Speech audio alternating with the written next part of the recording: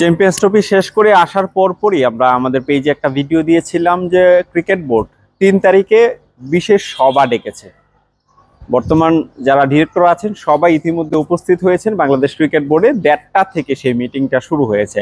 মিটিংয়ের যে এজেন্ডাগুলো বা যে সিদ্ধান্তগুলো মোটামুটি নিশ্চিত হওয়া যাচ্ছে এখন পর্যন্ত, যে কোচ সালাউদ্দিনকে পার্মানেন্টলি রেখে দিচ্ছে বাংলাদেশ ক্রিকেট বোর্ড এবং ফিল সিমন্সকেও শর্ত সাপেক্ষে ২০২৭ বিশ্বকাপ পর্যন্ত লম্বা সময়ের জন্য সুযোগ দেওয়ার ব্যাপারে ক্রিকেট বোর্ডের অনেকেই আসলে একমত, অর্থাৎ লম্বা সময়ের তাকে সুযোগ দেওয়ার ব্যাপারে একমত সবাই। কারণ আপনারা জানেন চ্যাম্পিয়ন্স ট্রফির অল্প কিছুদিন আগেই তিনি দলের সাথে যোগ দিয়েছিলেন, তারপর চ্যাম্পিয়ন্স ট্রফি খেলতে গিয়েছেন, সেখানে বাংলাদেশের পারফরমেন্স যদিও ভালো হয়নি, তবে এই দায়টা কোচের উপরে দেওয়ার আগে একটা জিনিস চিন্তা করতে হবে যে তিনি কতটা সময় আসলে পেয়েছেন দলটাকে গোছানোর জন্য। এই জায়গা থেকে হয়তোবা একটা পার্ট, ক্রিকেট বোর্ডের একটা পার্ট চিন্তা করছেন যে লম্বা সময়ের জন্য যদি সুযোগ দেওয়া হয় তাহলে হয়তোবা তার যে পরিকল্পনা সেই পরিকল্পনার এক্সিকিউশনটা বাংলাদেশ ক্রিকেট বোর্ডের ক্ষেত্রে কাজে লাগবে।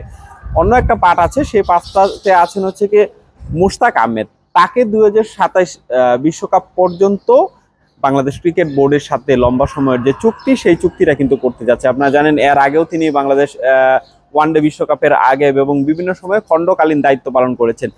এবার কিন্তু তাকে পার্মানেন্টলি রাখার ব্যাপারে একটা সিদ্ধান্ত আসতেছে, সেই ব্যাপারে মোটামুটি নিশ্চিত হওয়া গিয়েছে। আরও কিছু বিষয় আছে। চ্যাম্পিয়ন্স ট্রফিতে বাংলাদেশ যে কেমন পারফরমেন্স করেছে সেটা সবাই জানেন। সেই পারফরমেন্সের আসলে এমন পারফরমেন্স কেন হলো, কারণ আপনারা জানেন ওয়ানডেতে বাংলাদেশ টিমটাই মূলত ভালো ক্রিকেট খেলে তুলনামূলক।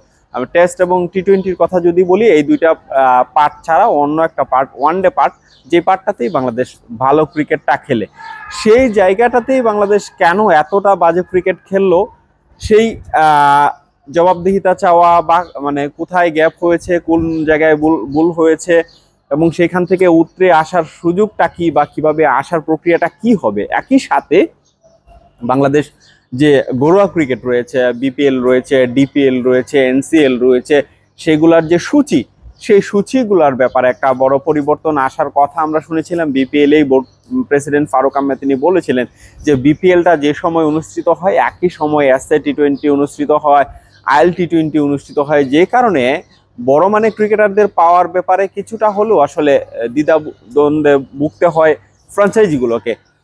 এই জন্যে আসলে বিপিএলটাকে যদি এমন একটা উইন্ডোতে বা এমন একটা ক্যালেন্ডারে নিয়ে আসা যায় যেখানে আসলে অন্য কোনো ফ্র্যাঞ্চাইজি টুর্নামেন্টের সাথে ক্লেশ করবে না, তখন হয়তোবা যে বড় ক্রিকেটার, বড় নামি দামি ক্রিকেটারদের নিয়ে আসার যে চেষ্টা, সেই জায়গায় অনেকাংশেই সফল হবে ফ্র্যাঞ্চাইজিগুলা। তো এই অনেকগুলা এজেন্ডা নিয়ে আসলে বাংলাদেশ ক্রিকেট বোর্ডে মিটিং চলছে। এই মিটিংয়ে নীতি নির্ধারকরা সিদ্ধান্ত নেবেন আসলে কি হবে।